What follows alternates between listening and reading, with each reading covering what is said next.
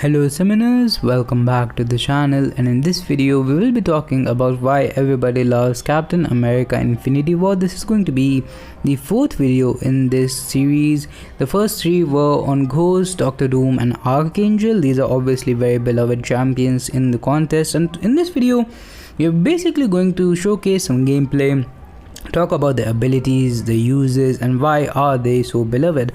So that's pretty much what we will do today. So without further ado, let's get started. So the first thing Captain America Infinity War brings to the table is really solid block proficiency, very good perfect blocks and stuff.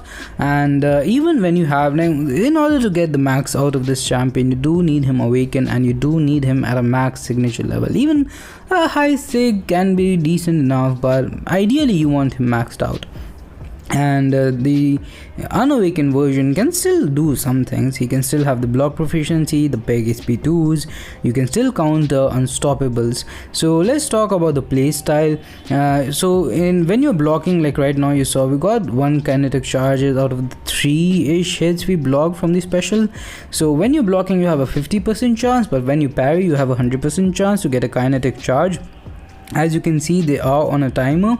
Now the more when you do a heavy attack you get a fury, and ideally you want to get to like 5 kinetic charges and go for a massive SP2. Now there is a huge difference in damage output when he crits versus when he doesn't, kind of like the problem I have with champions like Gambit as well. In fact, most champions who have big special attack damage, and especially champions like Cap Infinity War who have just one hit on the SP2, there's a pretty decent chance that it doesn't crit. And if you see his basic damage, like the damage from mediums and lies, when we don't have the fury, it's not that high, as considering we are running a rank 3-6 star. Now we are not running suicide masteries, we do have class disadvantage. Of course that special attack obviously did like 100,000 damage, but you don't always crit. And a lot of people, they see these 100,000 crits and they overestimate his damage output. I would say in like overall I've done a lot of damage comparisons. Science class generally speaking is not great in the damage department. Like the only champion that really manages to be in the top 5 top 10 DPS champions is either a Human Torch against a Mystic champion, or fight like that, or thing with synergies and stuff, scenarios like that. And even then, like Captain America Infinity War, the damage is not bad, it's definitely above average even for good characters, but overall it's nothing insane. Now utility wise, on the other hand, he is pretty insane, because if you have him at max sig, depending on what characters you bring along with him, you can get a lot, like what class of characters you bring along with him, because he can shrug off debuffs if you have a skill champions. Now this does not include the initial debuffs like suicide masteries, but you have 100% chance. It does consume 1 kinetic potential, but still it is very useful in a lot of scenarios. And also the petrify, when you bring in a tech champion, is very good in those situations where you need to fight champions that have regeneration or power gain. And if you have a cosmic champion, then you have an armor break on the opponent. Now do keep in mind, the armor break, it's not like the armor break you would get from someone like Obsidian or something. It won't increase the damage output by that much.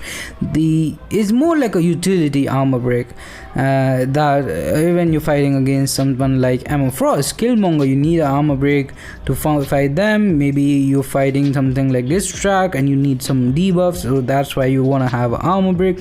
I mean, it depends, but there are scenarios where you need those debuffs, and you can have like 100% chance on getting them when on pretty much every single parry if you want. So that's pretty huge.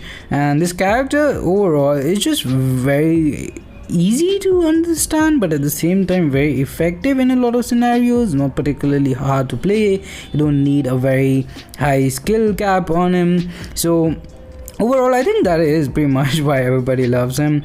And there are also other things depending on who you bring. Like if you bring a Mystic champion, you can already nullify the unstoppable buffs. If you bring a mutant, you get a kinetic potential on special attacks. So there is stuff you can do even other than that. I think if you bring a science champion, you can also place weakness on the opponent, which can come in handy. I think there is a node somewhere where you have to have a weakness on the opponent, and only then, like, otherwise you do 80% less damage or something like that. So even in those situations, he comes in clutch, and he's overall a very good champion to just have ranked up because of his block proficiency. Like, remember Act 6 pre-nerf, the block damage was pretty insane. So yeah, having those perfect parries is always huge. That's gonna do it for this one. Thanks for watching. Have a nice day. Like, share, subscribe, stay safe. Bye bye.